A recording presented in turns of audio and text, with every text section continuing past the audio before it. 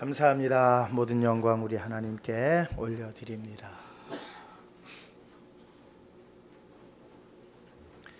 오늘 함께 은혜 나눌 말씀입니다. 창세기 말씀 12장입니다.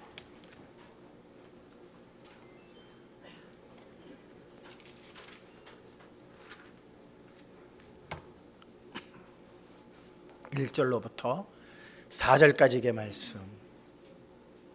창세기 12장 1절로부터 4절까지의 말씀입니다. 찾으신 줄 알고 말씀을 봉독합니다. 여호와께서 아브라함에게 이르시되 너는 너의 고향과 친척과 아버지의 집을 떠나 내가 네게 보여줄 땅으로 가라.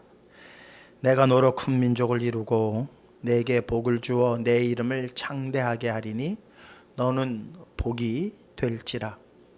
너를 축복하는 자에게는 내가 복을 내리고 너를 저주하는 자에게는 내가 저주하리니 땅의 모든 족속이 너로 말미암아 복을 얻을 것이라 하신지라.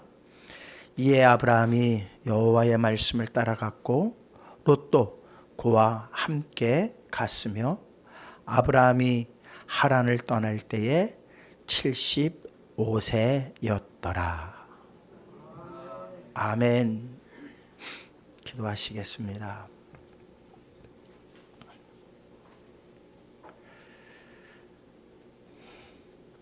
육신의 명절, 많은 사람들이 가족과 형제들을 만나기 위해서 분주히 움직이는 시간이지만 저희는 하늘아버지 되시는 주님 앞에 먼저 경배와 찬양 올려드리기 위해서 이 자리에 모였습니다. 귀한 상 베풀어 주시옵시고 저희의 영혼에 필요한 일용할 양식 허락하여 주시옵시며 다시 한번 저희의 이름이 생명책에 농명되어져 있음을 확인하는 복된 시간만 되게 하여 주시옵소서. 장로님 간절히 구한 기도의 내용 하늘 보좌에서 다 들으셨음을 감사드립니다.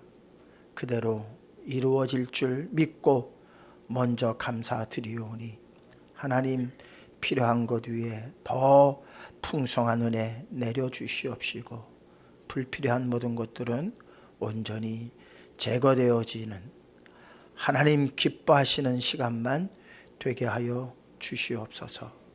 주디스 찬양, 나는 아버지 하나님 앞에 마음을 다해서 정성을 다해서 찬양 올려드렸습니다. 하늘 보좌에 항상 메아리치게 하여 주시옵시고 온 누리의 은혜의 찬양으로 생명의 찬양으로 울리게 하여 주시옵소서. 오고 가는 모든 발걸음 또한 하나님께서 불꽃 같은 눈으로 지켜주시옵시고 이 자리에 불성각 되어서 사람마귀 일절 틈타지 못하도록 역사하여 주시옵시고 홀로 영광 받아 주시옵소서. 사랑 많으신 예수 그리스도의 이름으로 믿고 기도하옵나이다. 아멘.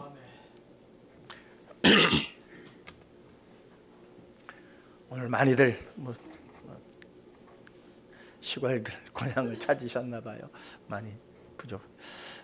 많이들 빠지셨네요. 스트레스에 관한 강의를 잠깐 들었더니요, 이런 내용이 나오더라고요. 물잔을 이렇게 들고 있으면 5분, 10분 들고 있는 거는 이 무게를 전혀 느끼지 못해요.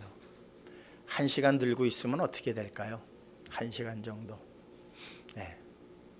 조금씩 무거워지죠. 물의 무게가 무거워지는 건 전혀 아니에요. 들고 있는 내 팔이 그 무게를 점점 더 느끼는 거죠. 하루 이틀 들고 있으면 어떻게 될까요? 이거 도저히 못 들고 있어요. 감당할 수가 없죠. 감당할 수가 없어요. 두 손을 받치고 뭘 해도 이 무게가 엄청 무거워집니다. 무게가 무거워진 건가요? 아니에요. 이 무게는 그대로 있어요. 스트레스가 그런 거라고 그럽니다. 스트레스가 스트레스가 뭐 더 무거워지고 더 힘들어지고 더 삶이 어려워지는 게 아니래요. 똑같은 거래요. 다만 내가 그것을 붙들고 있으려니까 그게 힘들어서 그렇게 토로하고 또 울고 하는 것이지. 그러니까 그걸 어떻게 하면 된다?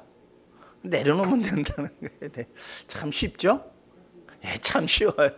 쉬우니까 모든 스트레스 다 내려놓으시는 저와 여러분들 되시기를 주님의 이름으로 축원합니다. 불멍톡톡톡에서 제가 그런 말을 했어요. 참 쉽죠? 복 받기 참 쉽죠? 어떻게 하면 복 받죠? 불멍톡톡톡 안 보셨구나. 이런 보셨죠? 불멍톡톡톡에 제가 뭐라 그랬어요? 복 받으세요.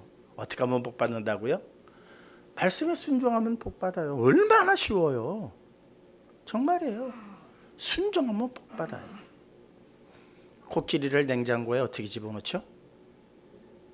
문을 연다? 집어넣는다? 닫는다. 얼마나 쉬워요. 쉽죠? 예, 쉬워요. 쉬우면서도 어려운 것이긴 하긴 해요. 말씀에 순종한다는 것, 그건 너무 쉬워요. 그것만 하면 복 받아요. 참 그게 잘 안 되죠. 뭐 때문에 안 됩니까? 뭐 때문에? 자기의 명철 때문에 안 되는 거예요. 자기의 명철, 자기의 지혜, 자기의 예지 때문에 안 되는 거예요. 안 된다고 벌써 내가 선언을 하고 있는 거예요. 그러니까 안 되는 거예요. 그래서 잠언서는 뭐라고 말씀하셨습니까? 내 명철을 의지하지 말라. 내 명철을 의지하지 마라. 참, 내 지혜, 내 어떤 과거의 경험, 이거 붙들고 있어 봐야 한 발짝도 못 나갑니다.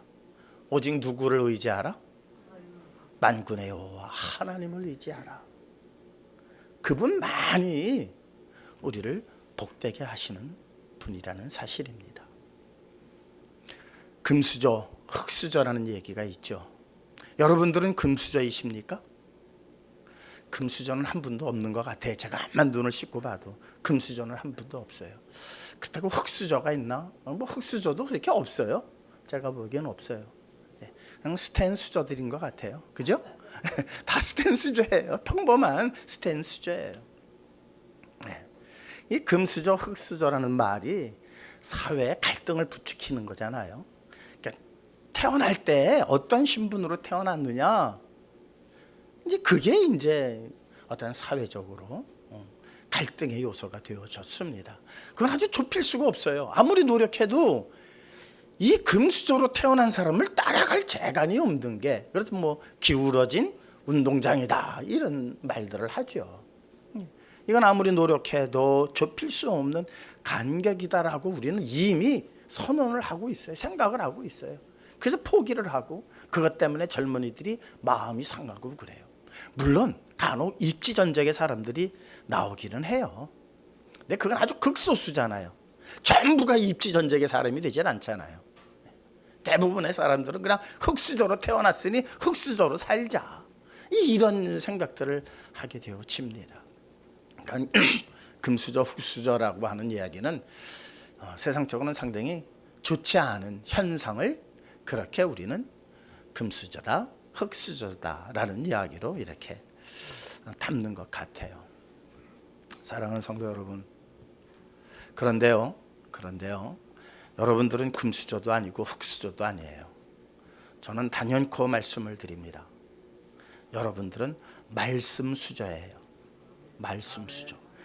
태어나면서부터. 이건 세상에 그 누구도 범접할 수 없는, 여러분들은 특별한 신분의 소유자들이에요.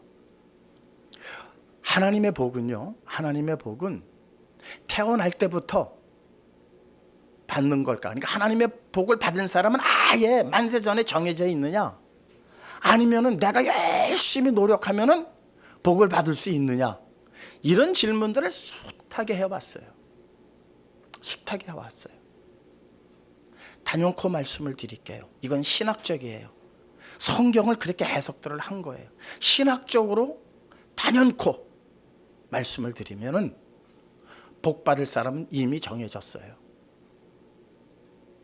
복받을 사람은 이미 정해졌다고 성경은 분명하게 얘기를 하지만 않지만은 그 말씀들을 해석을 해보면 복받을 사람은 아예 처음부터 정해졌구나.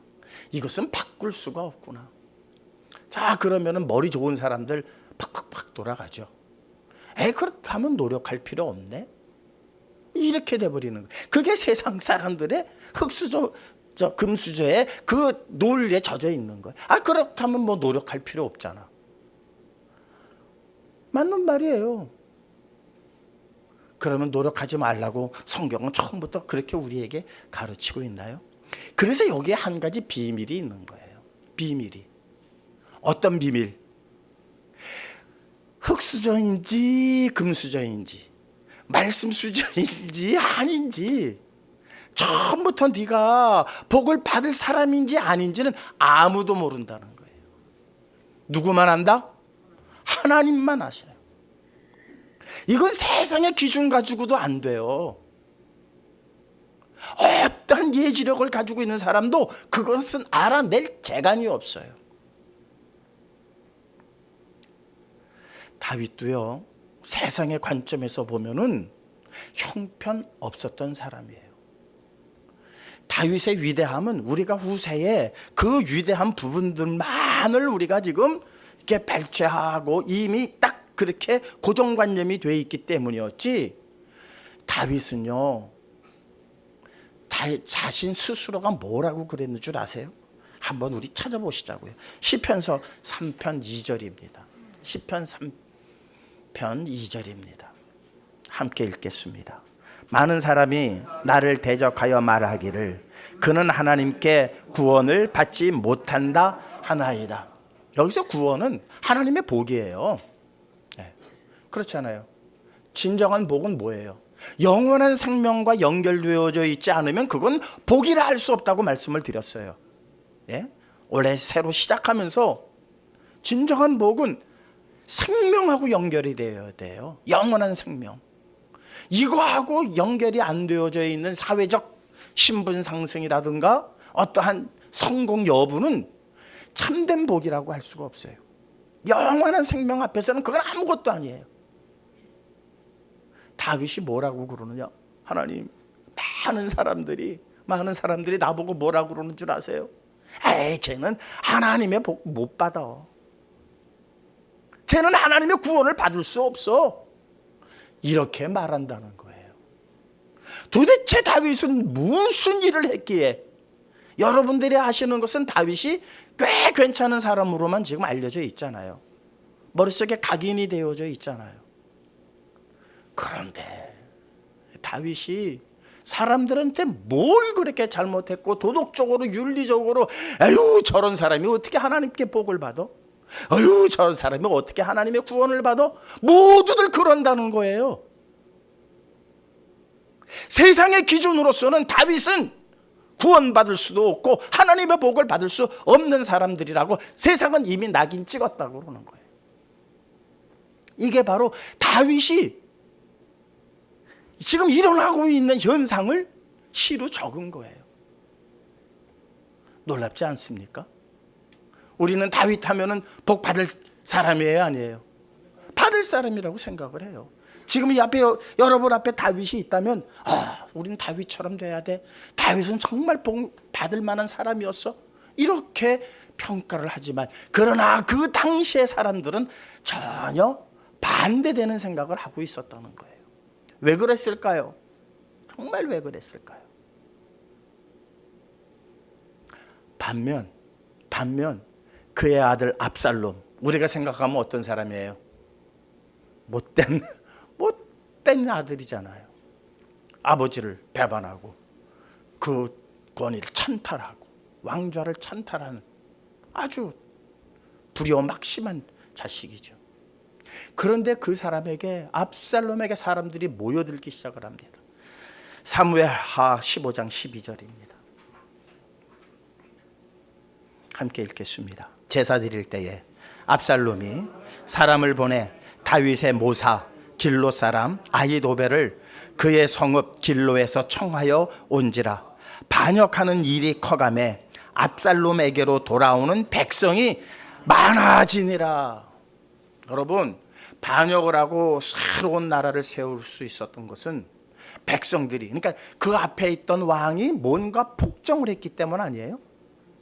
폭정에 시달렸던 사람들이 다음 세대에 누군가가 일어날 때에 쫙 모여지는 게 우리나라 역사 안에서도 있잖아요. 조선 시대를 세웠던 일도 그랬고요.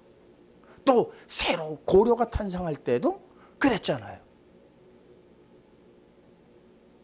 뭔가 앞에 있는 왕이 고려 왕건이죠. 누구의 눈 이렇게 예? 궁예가 얼마나 뭐 관심사 뭐 이런 걸로 폭정할 때에 사람들의 마음이 어떻게 됐어요? 왕건에게로 다 돌아가잖아요. 그래서 새 나라를, 고려라고 하는 나라를 세울 수 있는 계기가 된 거예요. 자, 압살롬에게 사람들이 모여지는 거예요. 압살롬에게 사람들이 모여진다는 얘기는 무슨 의미예요? 뭔가 다윗에게 실망했다는 거 아니에요. 뭔가 다윗에게 실망했다는 거예요. 거기에 유명한 한 사람이 나와요. 아히도벨이라고 하는 사람이 나와요. 길로 사람 아히도벨. 성경을요 이렇게 추적을 해보면 이 아히도벨이 누구냐? 다윗의 부인 밧세바의 할아버지예요. 할아버지.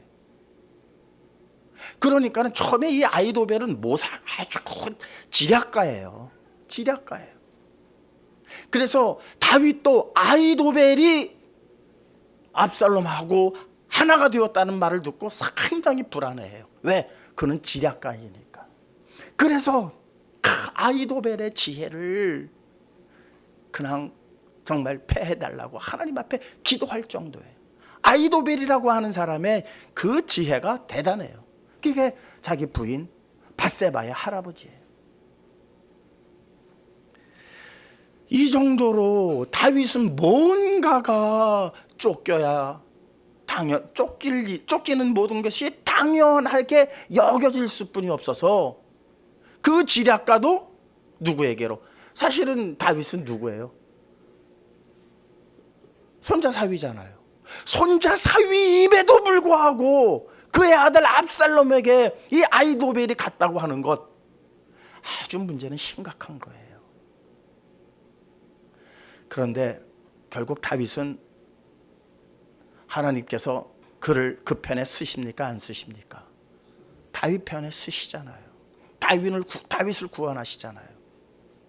무엇 때문일까요? 다윗은 태어나면서부터 뭐예요?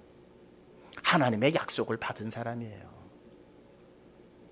하나님께서 내가 너 복 줄게. 내가 너를 이스라엘의 왕 되게 할게. 내 왕위가 내 후손들을 쭉 끊어지지 않게 할 거야. 수많은 그 왕들이 잘못했음에도 불구하고 그 왕위가 끊어지지 않고 내려갈 수뿐이 없는 것은 하나님께서 약속하셨기 때문이에요. 다윗을 통하여 예수 그리스도가 오셔야 되기 때문에. 그러니까는 그 안에 쭉 있는 사람들은 다 뭐예요? 복 받을 수뿐이 없는 사람들이에요. 복 받을 수뿐이 없는 사람. 아예 태생적인 거예요. 근데 사회적 관점, 세상적 관점으로 보면은 이거 참 얼마나 어떻게 저런 사람이 복 받을 수 있어? 어떻게 저 사람이 저렇게 될 수 있어? 하는 일들이 얼마나 무수히 많습니까? 사실 세상적으로도 성공을 하려면은 욕을 많이 먹어야 돼요. 안 그런가요? 정말 세상적으로 착하고 세상적으로 인간됨이 좋고 한 사람들이 성공하는 예가 별로 없어요. 그 사람들은 되게 다 속아요. 그래서 그 사람들은 다 이렇게 크게 성공을 하고 이렇게 벌지를 못해요. 다 빼앗겨요.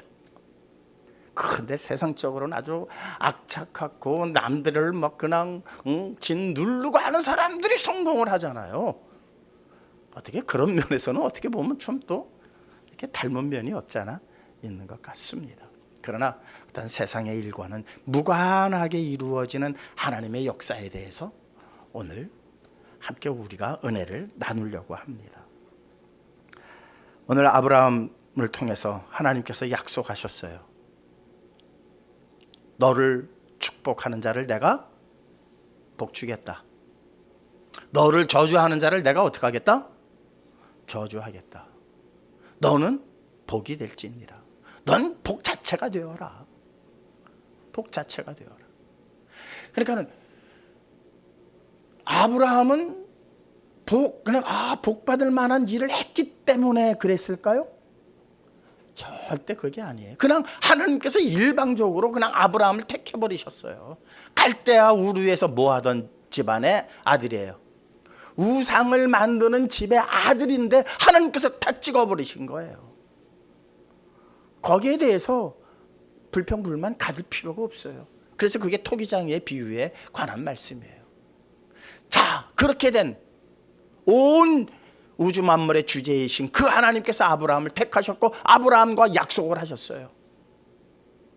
그러면서 너 참 보니까 너 괜찮네. 세상적으로 봐도 아이고 사람들한테 존경도 받고 사람들한테 아이고 참 인사성 밝다 예의 바르다 뭐 이런 소리 많이 들으니 야 내가 너를 복되게 할게 이게 아니에요. 일방적으로 하나님께서 약속을 딱 하신 거예요. 그리고 너는 가라. 이 사건에 대해서 로마서는 이렇게 우리에게 해석을 해주고 있어요. 이게 아브라함이 처음 하나님 앞에 부르심을 받았을 때의 해석이에요. 로마서 4장 21절입니다. 함께 읽겠습니다. 약속하신 그것을 또한 능히 이루실 줄을 확신하였으니 그러므로 그것이 그에게 의로 여겨졌느니라. 자, 로마서 4장 전체를 보면 아브라함에 관한 이야기에 제가 중요한 부분만 지금 발췌를 한 거예요. 약속하신 그것을 능히 이루실 줄을 확신하였으니 누가 확신했다는 거예요? 아브라함이 확신했다는 거예요. 그런데 창세기로 돌아가 보니까 아브라함이 확신했나요? 확신 안 했어요. 이건 무슨 사건이냐?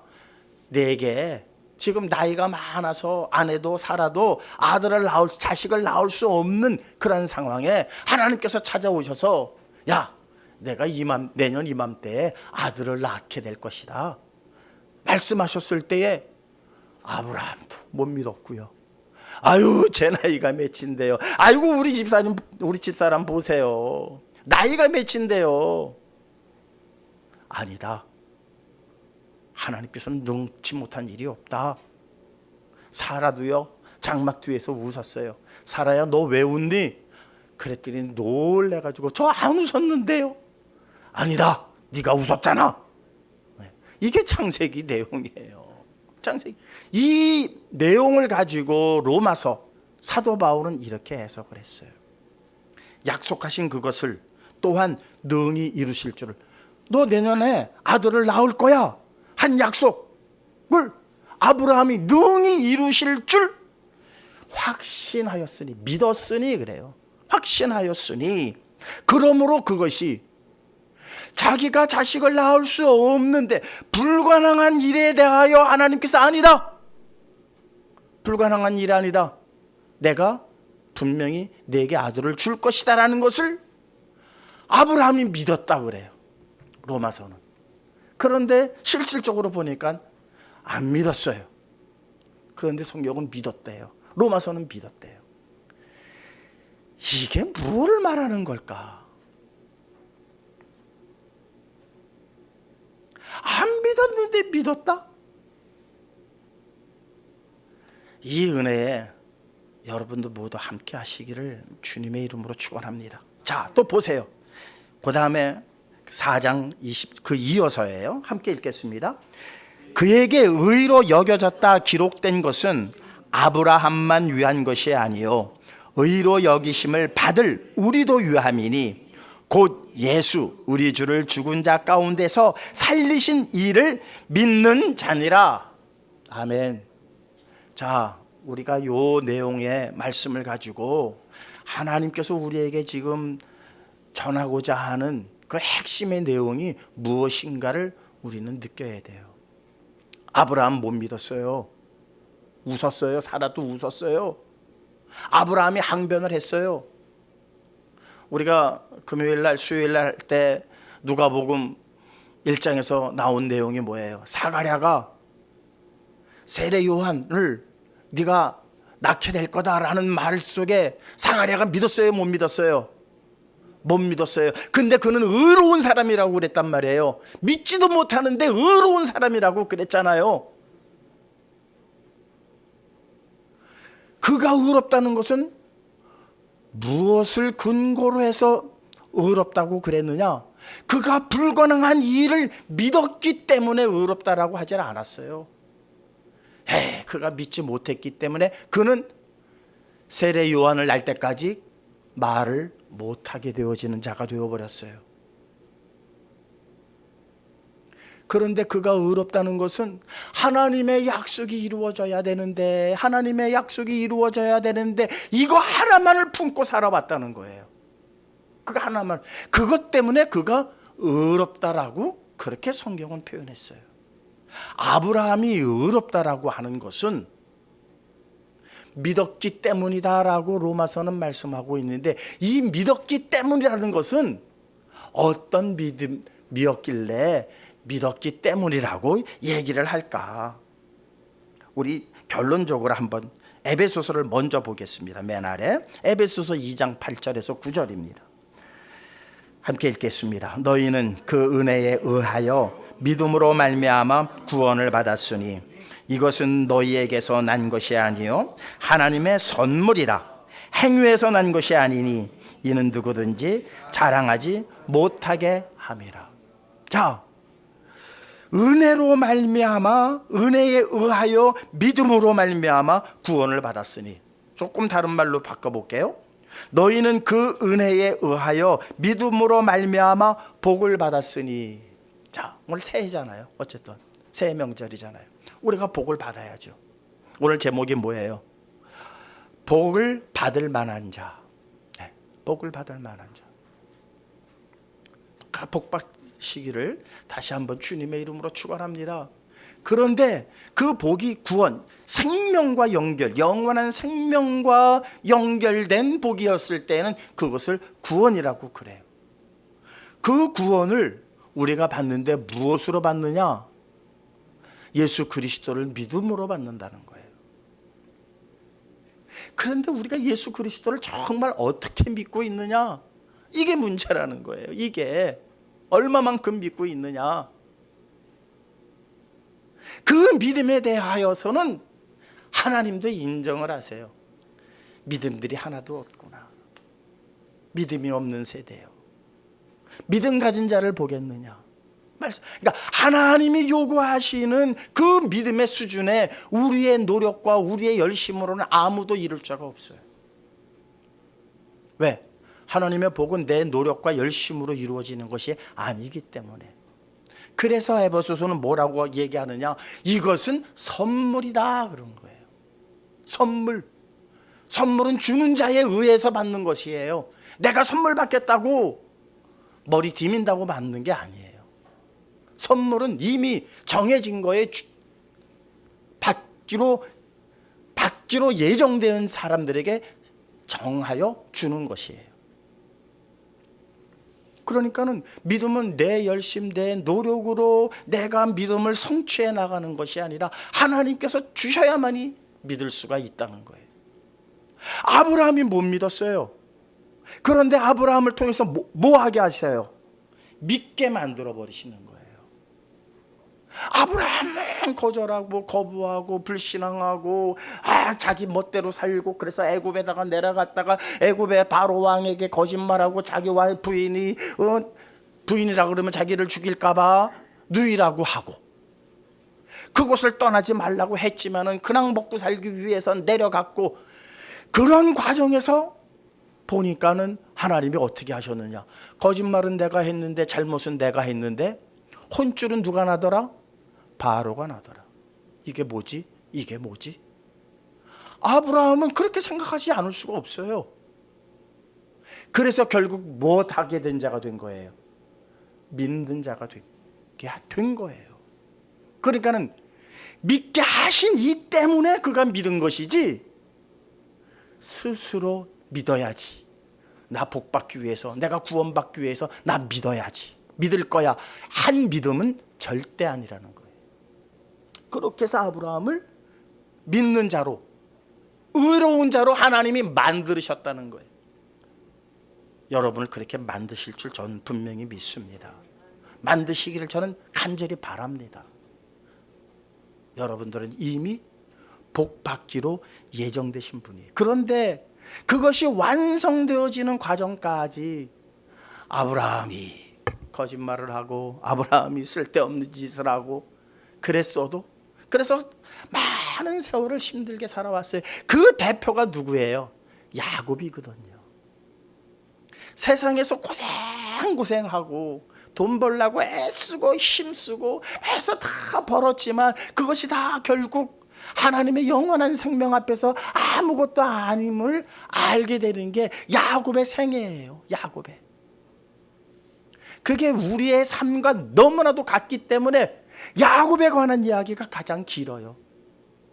정말 순종한 이삭의 이야기는 얼마나 짧은지 몰라요. 이삭이 낫습니까? 야곱이 낫습니까? 이삭이 100번 낫죠. 야곱하고 어찌 비교를 합니까? 그러면 이삭의 이야기가 더 풍성하고 많아야 되지 않을까요? 그런데 이삭의 얘기는 별로 없어요. 야곱의 이야기로 창세기는 가득 채워져 있어요. 왜?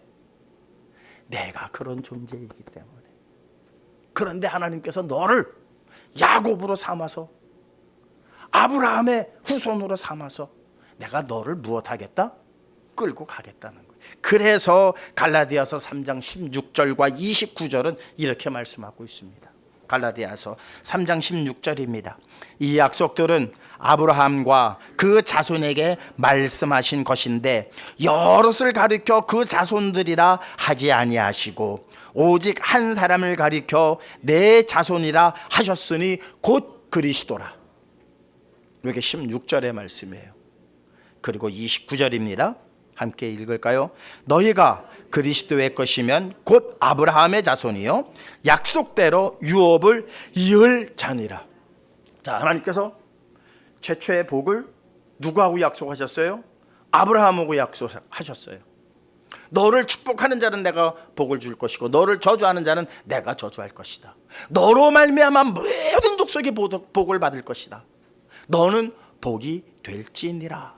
이것은 하나님의 일방적인 약속이에요.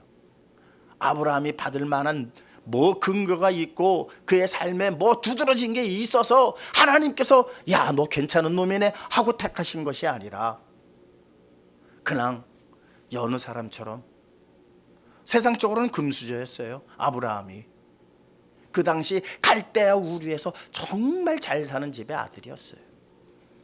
그 아들을 그냥 일방적으로 끄집어내서 보여줄 땅으로, 보여준 땅도 아니라 보여줄 땅. 그러니까 못 봤어요. 보지도 못했어요. 그 땅이 어떤 땅인지도 몰라요. 가라 그러니까는 이거 어떻게 가게 됐는지 그건 또 나중에 설교하기로 하고요. 어쨌든 갔어요. 가나안에 갔어요. 가자마자 뭐예요? 기근이 들었어요. 그래서 그가 택한 게 뭐예요? 하나님께서는 가나안 땅을 주시기 위해서 그를 이끌었는데, 그래서 도착하게 하셨으면 거기를 풍성한 땅으로 정말 그렇게 보여주셔야 되는데 아직도 그 땅은 무슨 땅이에요? 가뭄이 들어서 기근 든 땅이에요. 그러니까 먹고 살려니까 어떻게 해요?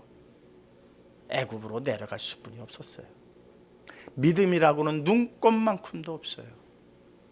거기서 거짓말을 하고 거기서 살기 위해서 인간적 내가 동원할 수 있는 수단과 방법을 가리지 않고 살기 위한 몸부림을 쳤던 그가 결국은 하나님의 인도하심과 하나님의 간섭하심 속에 내 아들을 바치라 하니까 그 아들을 손잡고 모리아 산으로 뚜벅뚜벅 걸어가고 있더라는 거죠.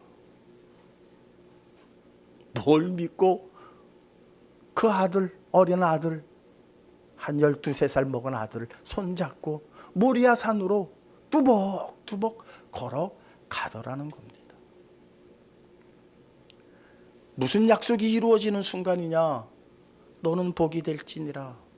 너로 말미암아 모든 족속이 복을 받을 것이다 라는 그 말씀의 성취가 지금 모리아 산으로 향하고 있는 그 아브라함의 발걸음에서 우리는 확인을 해야 합니다. 그 모리아 산이 어떤 산입니까? 예수님께서 십자가에 달려 돌아가신 그 산 아닙니까? 하나님의 성전이 세워지는 예루살렘이에요. 그로 말미암아, 그러니까 아브라함의 자손이라고 한 것은 여럿을 가리켜 이삭, 야곱의 12아들, 이러한 후손들을 가리켜 얘기한 것이 아니라 아브라함으로부터 복을 받을 자손은 누구를 가리킨 것이다? 한 사람, 예수 그리스도를 가리킨 것이다. 그 예수 그리스도로 말미암아, 그 예수 그리스도를 믿는 믿음으로 말미암아 모두가 복을 받게 될 것인데, 그 믿는 믿음은 에베소서의 말씀대로 선물이다 그러셨어요. 그러니 솔직하게 저도 여러분들이 태어나면서부터 하나님의 복을 받을 사람인지 받지 못할 사람인지 저도 몰라요. 왜냐면요, 우리가 역사를 쫙 보아서 알잖아요. 하나님을 열심히 믿던 사람도 마지막에 가서 부인하고 안 믿는 사람들이 있어요. 마지막에 그런 사람이 있어요. 많아요. 무지무지하게 많아요. 그런데 진짜 젊었을 때는 죽어라고 안 믿더니 언제 믿어요? 죽는 순간에 믿는 사람도 있더라는 것이죠. 그럼 그 사람 일생을 보면 아유, 저 사람 저래서 구원받겠나? 저런 사람이 어떻게 구원받아? 이런 사람들이죠. 성경의 대표적인 인물을 누구로 보시면 되겠어요? 우측의 살인강도죠. 우측의 살인강도. 우측의 살인강도는요, 어떤 사람이었느냐? 태어나면서부터 그는 구원받기로 택정되어 있었던 사람이에요. 그런데 아무도 몰라요. 아무도 몰라요. 누구도 할 수 없어요. 오직 하나님만이 아세요. 그래서 그를 그 세상에서 온갖 나쁜 짓을 다 했기 때문에 그는 그렇게 사형을 당할 수뿐이 없는 삶을 살았어요. 근데 그가 하나님께 복을 받을 사람이고 구원을 얻을 사람이기 때문에 하나님께서 그를 누구 옆에 달게 하셨어요? 예수 그리스도 옆에 달게 하신 거예요. 그가 생각을 해보니까 와, 나 같은 놈은 당연히 죽어 마땅한데 저분은 왜 나와 같은 이 십자가의 형벌을 받아야 되는 거지?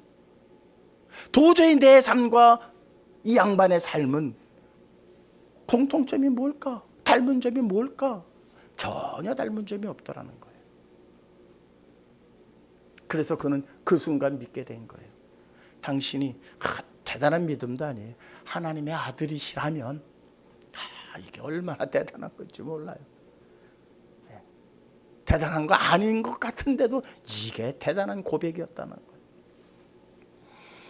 그랬더니 예수님께서 말씀하십니다. 너와 내가 오늘 낙원에 있으리라. 그랬던 반면에 가룟유다는 얼마나 열심히 잘 따라다니고 예수님을 위한 헌신과 봉사를 얼마나 많이 했습니까? 그런데 결국 마지막에 예수 그리스도를 팔아버린 자가 되고 말지 않았습니까? 도대체 누가 구원 얻을 자인지에 대해서 우리는 아무도 알 수가 없습니다. 누구만 아신다? 하나님만 아십니다. 하나님만 아십니다. 그래서 사람들의 생각이, 사람들의 그 예지가, 사람들의 명철이 머리 빨리 돌아가는 사람들 딱 이 시점에서 생각할 수 있는 것. 그렇다면 열심히 교회 다닐 필요가 뭐가 있어? 그렇다면 열심히 봉사할 필요가 뭐가 있어? 이런 생각을 하는 사람들은 머리가 좋은 사람들이에요. 머리가 좋은 사람들이에요. 머리가 그렇게 좋으면은 그거는 아예 하나님의 복을 처음부터 받을 수가 없는 사람들이에요. 그래도 복 받을 사람들의 생각이 어떻게 바뀌는 줄 아세요? 어떻게 바뀌는 줄 아세요? 이거라도 해야 되지 않을까? 이거라도 그것 때문에 받는 게 아닌데 그 복이 얼마나 이거라도 해야지. 이 마음을 누가 주신다? 하나님이 주신다는 거예요. 내가 이거라도 해야지. 얕은 생각에서 이거라도 해야지가 아니라 내 마음 깊은 곳에서 하나님이 주신 DNA가 하나가 딱 작동을 하는데 이거라도 해야지. 그 큰 복을 내가 받는데 이거라도 해야지. 그것 때문에가 아니라, 그렇게 했기 때문에가 아니라 그 DNA 때문에 우리는 그렇게 할 수뿐이 없는 존재가 되어진다는 거예요. 여러분의 열심이 그런 열심 되시기를 주님의 이름으로 축원합니다. 무엇을 내가 성취하기 위해서 열심히 하는 게 아니라 이렇게라도 하지 않으면 견딜 수 없는 그 하나님의 은혜의 DNA가 이미 우리 심중에, 우리의 영혼 속에 있는 존재들 되어서 그렇게 하나님 앞에 매달릴 수뿐이 없는 그러한 삶을 살아가게끔 누가 하셨다? 하나님이 하셨다는 거예요. 그래서 우리는 오직 찬송과 영광을 하나님께만 돌릴 수뿐이 없어요. 자랑할 것이 있으려니와 그랬잖아요. 에베소서. 행위에 난 것이라면, 내가 열심히 일해서 받는 것이라면 너희가 자랑할 것이 있으려니와, 너희가 자랑할 수 없는 것은 무엇 때문이다? 하나님께서 은혜의 선물로 주셨기 때문이다. 선물 받은 사람이 뭘 자랑하겠어요? 그저 감사할 뿐이죠. 나 같은 사람에게, 나 같은 인간에게, 야 어찌, 이거는 머리 좋고 나쁘고가 아니에요. 머리 좋다고 그 하늘의 복을 받을 수 있습니까? 어린 반푼어치도 없어요. 머리 좋고 나쁨이 문제가 아니에요. 신분의 어떠한 고하가 전혀 문제되질 않아요. 아무리 이 세상에서 신분이 높고 많은 것을 소유했더라도 결국 하나님 앞에서는 나 같은 인간이, 나 같은 사람이, 나 같은 놈이 이렇게 낮아질 수뿐이 없음은 하늘의 복이 너무나도 크기 때문이에요. 새해 복 많이 받으시기 바랍니다. 새해 복 많이 받는 것은 무엇으로 인한 것이다? 하나님께서 내게 이미 선물로 주신 것 때문이다. 그러니 나 같은 놈한테 이런 복을 주시니 내가 무엇을 해야 할꼬? 내가 무엇을 해야 할꼬? 이런 마음으로 우리 2023년 새해 열어가실 때에 이삭을 형통케 하시는 그 형통하심이 여러분 앞에 활짝 열릴 겁니다. 우리 성도님들 다 이삭과 같은 삶을 살았으면 좋겠어요. 야곱과 같은 삶을 살아도 괜찮은데 너무 힘들잖아요. 너무 고달프잖아요. 야곱의 삶이 얼마나 고달팠어요. 이삭의 삶이 얼마나 평탄했습니까? 이삭은 처음부터 그냥 순종했기 때문에 우리 성시교회 앞날이 이삭과 같은 말씀에 절대 순종함으로 평탄한 길이 여러분들 삶 앞에 활짝 열리시는 올 한 해 되시기를 다시 한번 주님의 이름으로 축원드립니다. 여러분들은 복 받을 자들입니다. 여러분들은 금수저나 흙수저에 속한 자들이 아니라 말씀 수저들입니다. 말씀으로 먹고 말씀으로 다 하는 사람들입니다. 말씀 마음에 새기시면서 올 한 해 정말 나 같은 사람에게 이런 큰 복을 주시다니, 이런 진리를 알게 하시다니, 이런 영원한 생명을 소망 삼게 하시다니 감사합니다라는 기도 합심해서 잠시 동안만 하도록 하시겠습니다. 감사하시고 고마우신 아버지 하나님, 나 같은 사람에게 이 큰 복을 깨닫게 하여 주셨사오니 감사드립니다. 저의 열심으로 이룬 것이 아닙니다. 저의 노력으로 이루어진 것들이 아닙니다. 하나님께서 이미 저의 영혼의 DNA를 허락하셨기 때문입니다. 정말 이 소중한 것들을 받은 자들인데 이 소중함을 알지 못하고 세상의 논리로 살았습니다. 세상의 풍습을 따라 살아왔습니다. 이제부터 주님 앞에 주님의 말씀대로 온전히 살기로 다짐하는 저희의 기도를 들으시고 절대로 이 다짐이 흐려지지 않게 하여 주시옵소서.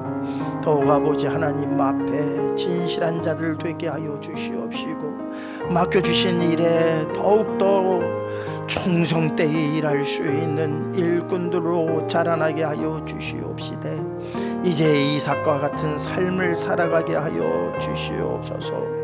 야곱의 삶도 감사하지만 이제 더 이상 힘들지 아니하도록 무거운 짐들을 다 내려놓게 하여 주시옵소서.